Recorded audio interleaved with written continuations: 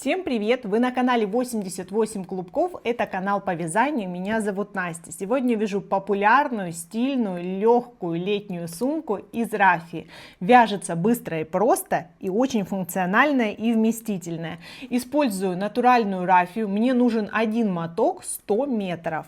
Приготовила фермуар. Мой фермуар размером 20 сантиметров. Также у меня уже готов вкладыш-органайзер с функциональными карманами. Можно обойтись без него. Вкладыш-органайзер полностью соответствует по размеру моему фермуару. Обращаю ваше внимание. Вязать буду крючком 3,5 мм. Потребуются ножницы, сантиметровая лента. На каждом этапе озвучиваю количество петель, количество рядов и размеры моей сумки в сантиметрах, чтобы вы могли адаптировать к другому материалу или к другому размеру фермуара. Все необходимые ссылки остаются в описании под этим роликом. Подписывайтесь на мой канал. Переходим к работе. Натуральная рафия очень нежная. Я не вскрываю моток, а беру нить из центра намотки. Набрасываю ее на крючок, короткий край перед работой. Нить достаточно пышная, вязать ее легко, но при этом рафия нежная. Нужно быть аккуратным, чтобы не порвать при вязании. Подхватываю нить и формирую первую петлю. Для начала вязания мне потребуется цепочка из 44 воздушных петель. Набираю звено за звеном. На этом этапе длина цепочки около 28 сантиметров. Теперь мне нужно пропустить 8 точек от начала и в 9-ю вставить крючок. Просчитываю: 1 по задним перемычкам, 2, 3, 4, 5, 6, 7, 8. Вот в эту точку мне сейчас нужно вставлять крючок. Накид, подхватываю заднюю перемычку. То есть обе дужки кромочной косы у меня остаются с этой стороны. Подхватываю рабочую нить и провязываю столбик с одним накидом. Это первая ячейка узора. Далее 2 воздушные. По основанию снова пропускаю 2 точки. Первая, вторая. Накид, в 3-ю в заднюю перемычку вставляю крючок, провязываю столбик с одним накидом. 2 петли, еще 2 петли. Вот такие ячейки квадратные будут составлять узор. Снова 2 воздушные, пропускаю по основанию 1, вторую точку, в 3-ю точку вставляю крючок, провязываю столбик с одним накидом. Так до конца ряда. 2 воздушные, по основанию 2 точки, в 3-ю провязываю. Последняя секция узора уже провязана 2 воздушных, по основанию пропускаю 2 задних кромочных звена и вставляю крючок в крайнюю точку. Сюда делаю также накид и, подхватывая нить, провязываю столбик с одним накидом. 2 петли на крючке и еще 2 петли на крючке. Готово. Как я и планировала, 13 ячеек, 24 сантиметра. В конце каждого ряда петли подъема в количестве 5 воздушных. 1, 2, 3, 4, 5. Получается, 2 звена идет на стенку с одной стороны, 2 звена на стенку с другой стороны, и по центру 5-е звено — это угловая точка. Поворачиваю вязание.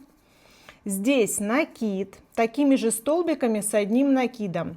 Здесь у меня столбик прошлого ряда с одним накидом. Вот в его кромочную косу ровно над ним буду вставлять крючок за обе дужки кромочной косы. У меня накид уже сделан. Вставляю и провязываю столбик с одним накидом. 2 петли и еще 2 петли. Здесь эту ячейку поправляю. Готово. Тут по аналогии все то же самое. 2 воздушных. По основанию пропускается 2 звена и за обе дужки над столбиком прошлого ряда, провязываю столбик с одним накидом в текущем ряду. Готово. Вот так аккуратно, ровными квадратными ячейками продолжаю вязать ряд за рядом. В конце второго ряда хочу показать подробнее. 2 воздушные, накид. Вот здесь у меня звенья, 2 пропускаю, в третье, в заднюю перемычку вставляю крючок и провязываю столбик с одним накидом. Здесь получился у меня баланс этой ячейки. Напоминаю, это были 8 подъемных в начале ряда. Снова 5 воздушных.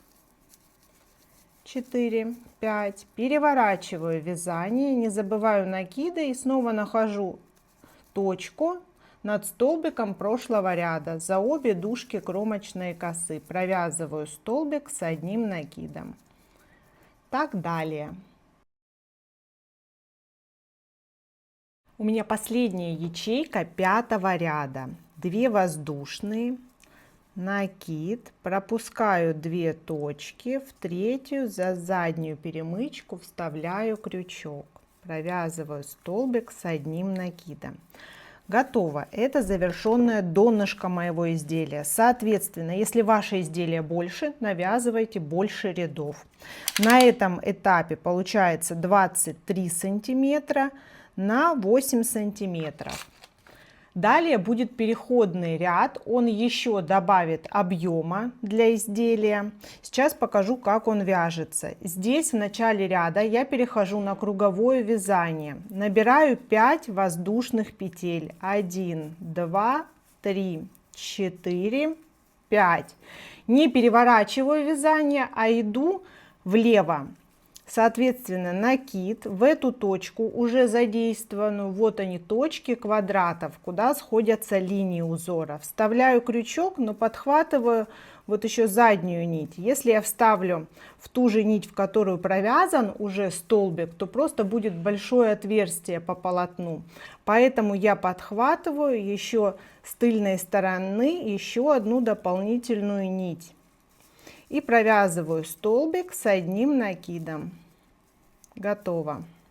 Вот получилась ячейка кругового ряда. Снова 2 воздушные, накид. Здесь нахожу соответствующую точку. За 2 нити подхватываю и провязываю столбик с одним накидом. Готово. Снова 2 воздушные. Двигаюсь к угловой точке. Подхватываю 2 нити. Провязываю 2 воздушные, предпоследняя точка, провязываю столбик с одним накидом, и в последнюю угловую точку по этой стороне мне нужно провязать 2 столбика, как бы добавив ячейку и плавно перейти на эту сторону по узору. 2 воздушных провязываю точно так же, накид, угловая точка, в нее вставляю крючок, провязываю столбик с одним накидом, 2 воздушных, и в эту же самую точку, здесь подтягиваю нить, провязываю еще 1 столбик с одним накидом. Таким образом, в углу у меня образовалась треугольная секция. Вот она и будет переходом. Снова 2 воздушные. Подхватываю, здесь ввязываю край начала, здесь вставляю крючок за обе дужки кромочной косы. Эту нить можно подклеить. Рафия очень хорошо дружит с обычным клеем-карандашом. Получается переходная угловая секция, и продолжаю до этой угловой точки. Здесь то же самое. Через 2 воздушные поверху провязываю 2 столбика в угол. Здесь, здесь и двигаюсь к началу ряда. Сюда я сейчас на всякий случай вставлю маркер, чтобы не проскочить эту точку. Сейчас у меня заканчивается обвязочный по кругу ряд. И здесь, напоминаю, я начинала с 5 подъемных петель, и в эту угловую точку также должно провязано быть 2 столбика, чтобы эти треугольные ячейки у меня были по всему периметру в угловых точках. Получается 1, 2, 3, и сейчас завершаю четвертую, 2 воздушные. Вот она, эта угловая точка прошлого ряда, накид, сюда в основание начала ряда вставляю столбик и провязываю столбик с одним накидом. Готово. Теперь 2 воздушные и соединяю в центральную, в третью точку по вот этой цепочке, чтобы завершился у меня ряд. Вставляю крючок. Можно с этой стороны за обе дужки, или получается с другой стороны в заднюю перемычку, как вам удобней. И провязываю соединительную, притягиваю.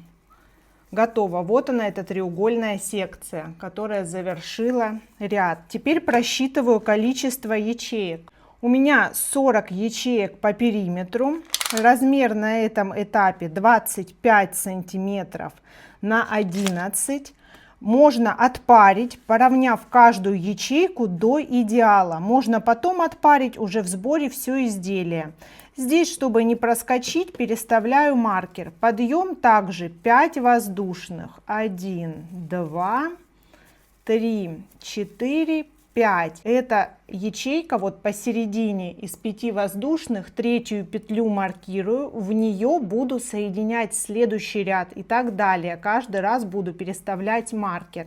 Накид. Продолжаю по кругу за обе дужки кромочной косы. Провязываю столбик с одним накидом. Первая ячейка следующего ряда.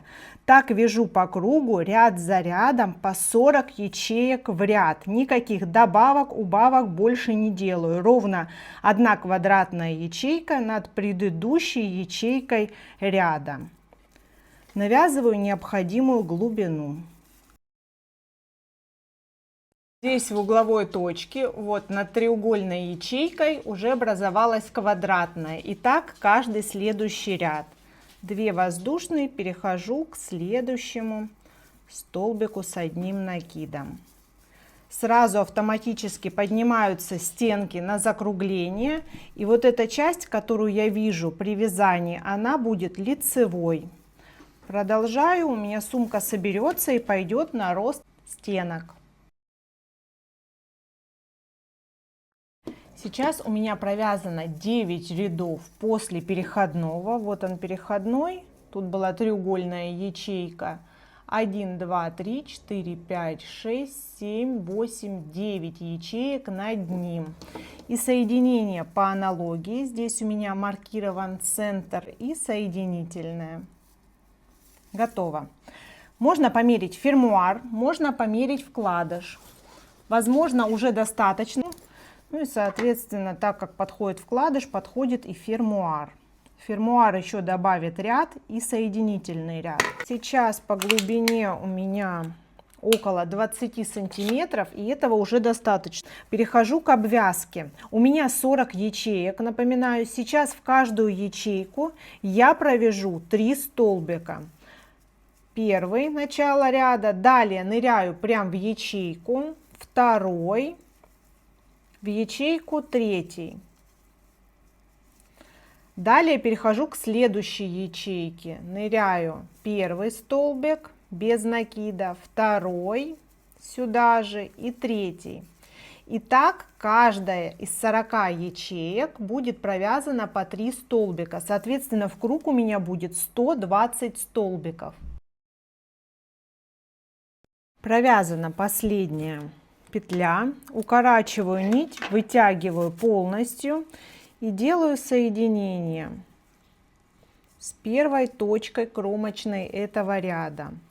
увожу нить туда и возвращаю в исходную точку. Здесь прячу и подклеиваю. На этом этапе хорошенько отпариваю, поправляю каждую клеточку и перехожу к работе с фермуаром.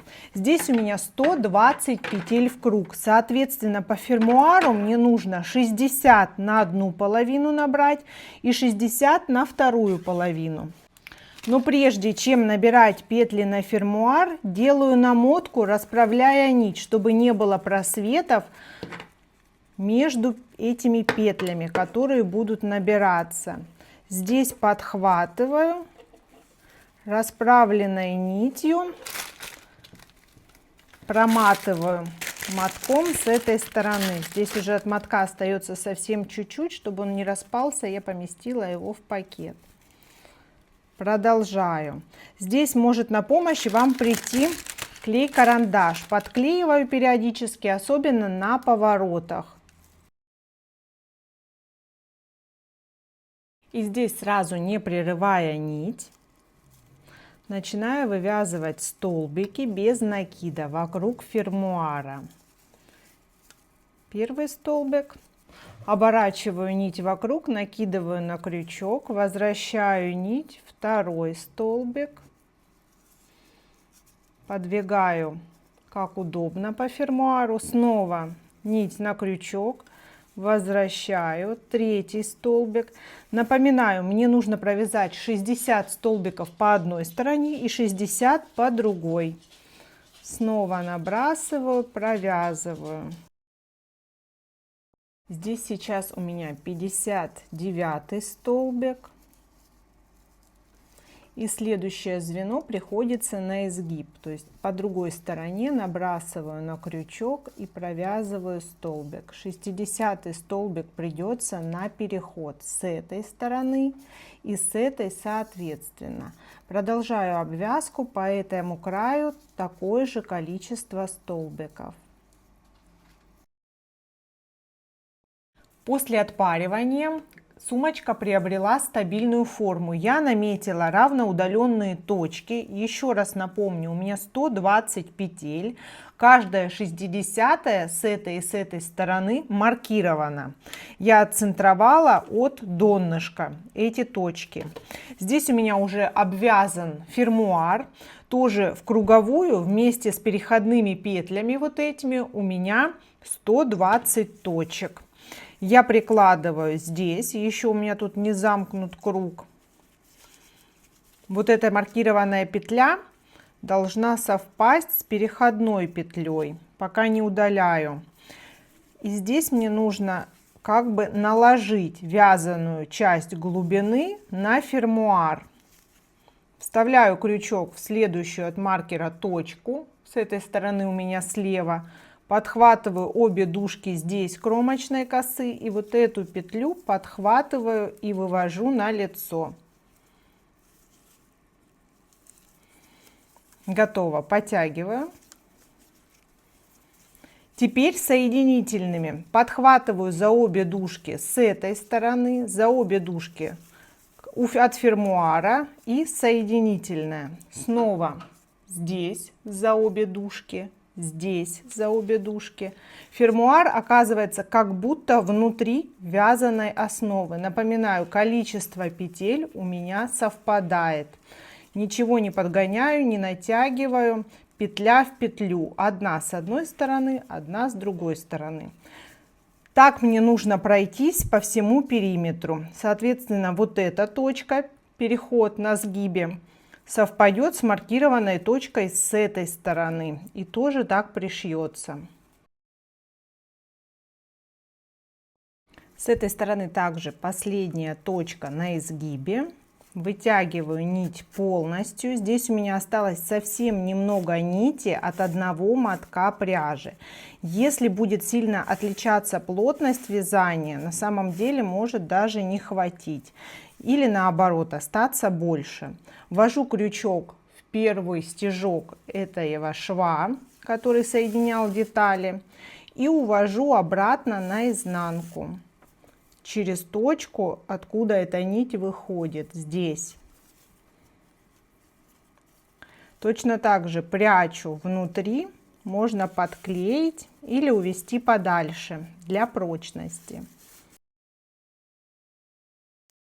Сумка готова. Итоговые размеры: 32 сантиметра, 21 сантиметр глубина.